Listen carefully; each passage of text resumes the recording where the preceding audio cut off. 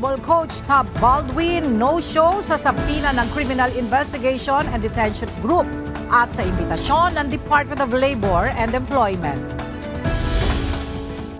Mga empleyado ng Senado balik trabaho na sa opisina matapos ang work from home setup noong nakaraang linggo. Grave threat, isasampa ng NAPOLCOM laban sa isa nilang tauhan na umano'y nambunot ng baril laban sa isang driver ng TNVS. General Santos City Airport balik operasyon na ngayong araw. At US at Iran nagkasundo sa agaran at permanenteng peace deal. Naturang kasunduan nakatakdang pirmahan sa Biyernes sa Switzerland.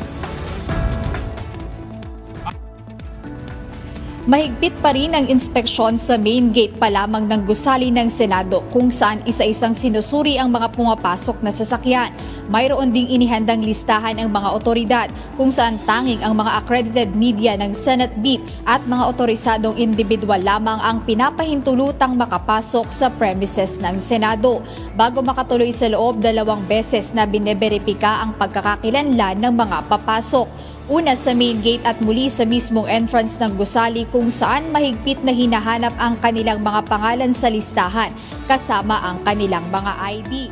Ang paghihigpit sa seguridad ay matapos kumpirmahin noong nakaraang linggo ni Senator Sherwin Gatchalian ang pagpapatupad ng heightened security sa Senado dahil sa ulat ng banta sa loob ng gusali. Ayon sa senador mismong, si National Bureau of Investigation o NBI Director Attorney Melvin Matibag na ang nagberipika sa impormasyon na mayroon ngang planong manggulo sa institusyon. Ang Emosyonal na umarap sa publiko si Ateneo Blue Eagles basketball team coach Thomas Anthony Tab Baldwin noong Biyernes, June 12. Ito ang kauna-unahang pagkakataon na nagbigay ito ng public statement mula nang mangyari ang pagkalunod nila Rene Baterbonia at Divine Adili sa kanilang team building activity sa Dipakulaw, Aurora. As a coach, I'm entrusted by you, the parents and the families, with first and foremost their well-being. Pero ang paghingi ng paumanhin ni Coach Tab Baldwin hindi tinanggap ng pamilya Baterbonia at Adili. Sa pahayag ng nanay ni Rene na si Robilyn Baterbonia, sinabi nito na hindi niya madadala sa paghingi ng tawad ang pagkamatay ng kanyang anak. Ayon kay Robilyn, nais lang anyang malaman kung ano ang totoong dahilan sa pagkamatay ni Rene dahil bagamat sinasabing aksidente ang nangyari, ay hindi umano ito agad na ipaalam sa kanila bago lumabas ang mga balita sa social media. Sa pahayag naman mula sa pamilya Adili, patuloy silang humihingi ng hustisya sa pagkamatay ng kanilang anak. Ayon sa ama ni Divine na si Elias Adili, hanggang sa ngayon ay labis pa rin ang kanilang paghihinagpis sa malungkot na pangyayari. Samantala, may naging pahayag naman ang nagpakilalang misis ni Coach Tab Baldwin laban sa kanyang asawa. Sa video na ito ni Tudor Clee, isang New Zealand-based lawyer, makikita ang ginawang pahayag ng asawa umano ni Coach Tab na si Epi Calogiru. Aniya, may naging babala na siya noon sa Ateneo de Manila University patungkol kay Coach Tab. Hindi sinipot ni Ateneo de Manila University basketball coach Thomas Anthony Tab Baldwin ang sapina na ipinadala ng Criminal Investigation and Detection Group noong nakaraang linggo. Ayon kay Interior and Local Government Secretary John Vic Rimulya, sa 5 ipinatawag ngayong araw, tanging head lang ng Athletics Department na si Mr. M. Fernandez at abogado ng Ateneo ang humarap sa CIDG. Ito'y para mapaliwanag at magbigay linaw sa insidente sa team building sa Aurora na nagresulta sa pagkasabi ni Rene Baterbonia at Divine Adili. Mr. Baldwin did not appear, Mr. Kimpo did not appear, Father Nemi did not appear. However, Ateneo sent a lawyer here para magpaliwanag sa role nila pero hindi sila kasama sa sabina. Kay Labor Secretary Francis Tolentino, sinabi umano ni Coach Thomas Anthony Tab Baldwin na nais lang nitong magpahinga kaya hindi siya nakadalo sa show cause order ng DOLE ngayong araw. Bagamat hindi sumipot sa patawag ng Department of Labor and Employment ay dumating naman ang kanyang legal counsel na si Attorney Janela Flordelisa. Alas 10 ng umaga ang itinakdang oras ng DOLE para magtungo sa kanilang opisina si Ateneo Blue Eagles basketball team coach Thomas Anthony Tab Baldwin. Lalo na't napakahalagaan niyang proseso ang impeachment at hindi dapat magkaroon ng kwestiyon sa constitutionality nito.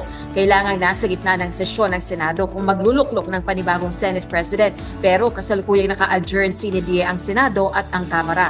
May mga ulat ng posibilidad ng special session pero wala pang formal na kahilingan kaugnay nito. Ngayong araw naman nakatakda ang pagsumite ng pre-trial brief ng House Prosecution Panel sa Senate Impeachment Court. Ayon kay Representative Luistro, mula sa bilang na 25, tumaas yung bilang ng testigong plano nilang ipresenta sa paglilitis sa mahigit 30. Kabilang na rito yung mga tinatawag na reserve witnesses. Bukod dito, may motion ding kalakip na isusumite ang House Prosecution Panel para hilingin sa Senate Impeachment Court na magkaroon ng simultaneous translation sa iba't ibang dialekto kapag nagsimula na itong paglilitis kay VP Duterte.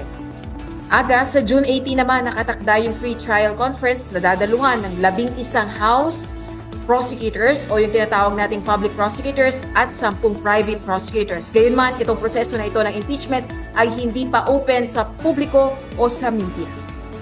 Hinimok ng Philippine National Police ang lahat ng ahensya ng pamahalaan na magsagawa ng masusing pagsusuri sa kanilang mga digital na depensa. Ito ay kasunod na cyber attack na nagresulta sa defacement ng opisyal na website ng House of Representatives. Ayon kay PNP Chief Police General Jose Melencio C. Nartates Jr., kailangan ng lahat ng ahensya ng pamahalaan ng mas matatag na depensa laban sa mga cyber threat. Iniulat na na-deface ang website ng House of Representatives noong Sabado, ilang araw matapos din maging target ng katulad na cyber attack ang website ng Senado. Isang grupo ng mga hacker ang umako ng responsibilidad at nagsabing ang pag-atake ay isang protesta laban sa umano'y korupsyon sa pamahalaan. Nasasampahan ng kasong grave threat ng National Police Commission o NAPOLCOM ang isa nilang tauhan. Ito ay matapos na bunutan umano ng baril ng NAPOLCOM personnel ang isang driver ng Transportation Network Vehicle Service o TNVS noong Independence Day.